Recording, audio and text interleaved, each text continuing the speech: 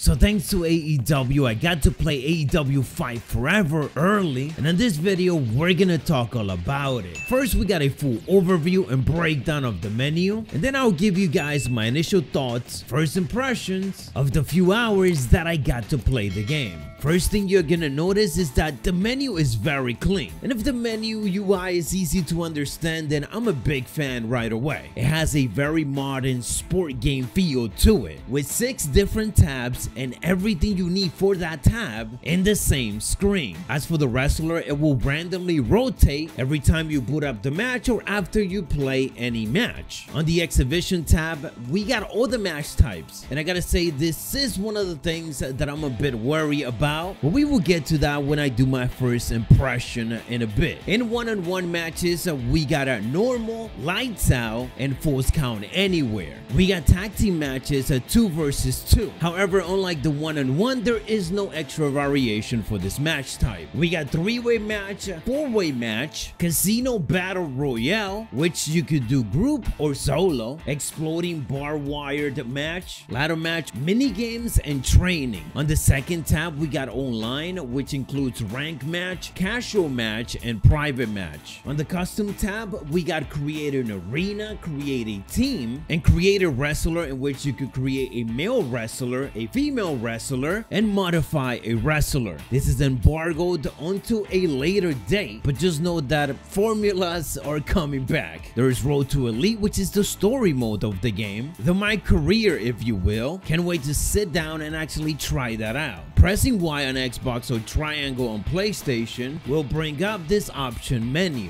The next tab is challenges. These are all there for you to earn AEW cash, which is the currency for the game and that you get to use in the AEW shop, which is the next tab. This is just in-game currency, not real money, and you can earn multiple of them by just earning multiple challenges within a match, completing any of these specific challenges, and even get cash bonus for getting a 7-star matchup. The shop, as you guys can see, includes apparel, arena props, multiple moves, entrances, and so on. Make sure to slow the video down if you want to see a few more specific things. And under more items, there are 5 wrestlers to unlock, such as Paul White, referee Avery Edwards as a playable character, and 2 more, plus a certain superstar I literally cannot show just yet. But what's cool is that here you could also buy different alternate attires, mini games, and even an elite difficulty option. Again, all of this you get to unlock, you get to purchase with AEW cash, which is in-game currency only, and all you gotta do is play the game to get it. Onto the selection screen, this has a very retro feel to it, as you guys can see. Again, I'm probably blocking a couple of things because some wrestlers are not able to be revealed just yet, but something really cool that I noticed right away is that there is quite a few wrestlers that already have multiple alternate attires, or I should say preset. For example, Chris Jericho, he has an original one, which is the default, and then he have 4 other presets, including a golden one. Now again, this wasn't for every wrestler, but I did notice quite a few. And remember, in the AEW shop, we already saw a few of them. So I really hope that the AEW shop is gonna be having more and more attires for us to get for each wrestlers, because that will keep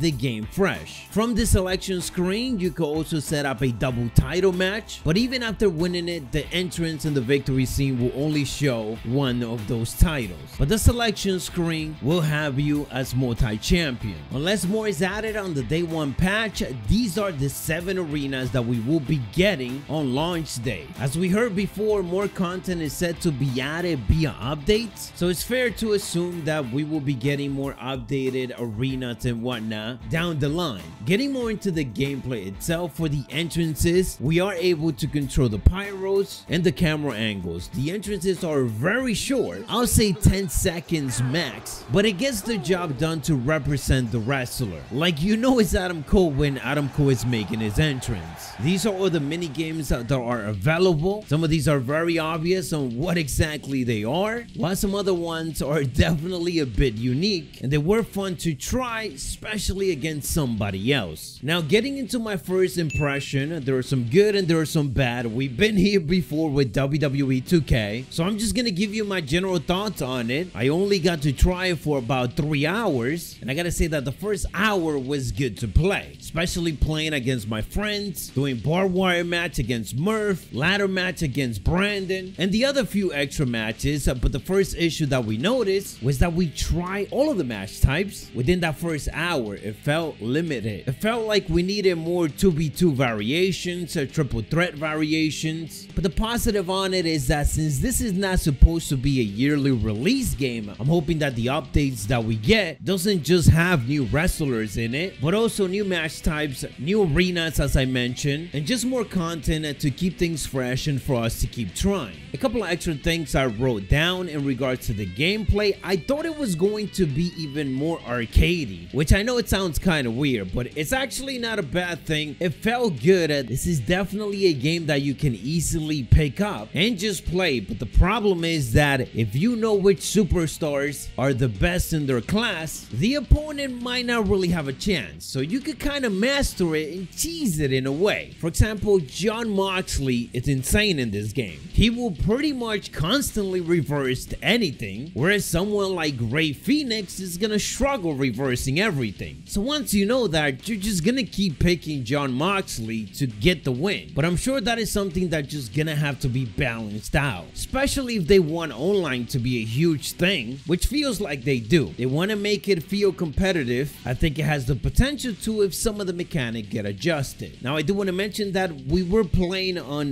the default difficulty, so just like the 2K games, that could be a factor on that gameplay experience that we had. Overall, it did have the arcade feel to it, and it was fun to play, but it felt like it was easy to master, because once we figured out some things, we were just picking the top wrestlers. And as I said, I just wish there were more match types and more modes. Constant fixes and updates would definitely help that out. I also did love the fact that the stage is hard cam. It's a really cool visual, and in case you are wondering, you can walk up towards the stage and even destroy the LED screen. So there's definitely a lot of insane things that I can't wait to show you guys. Stay tuned for more. Check out these suggested videos, and you already know, stay savage.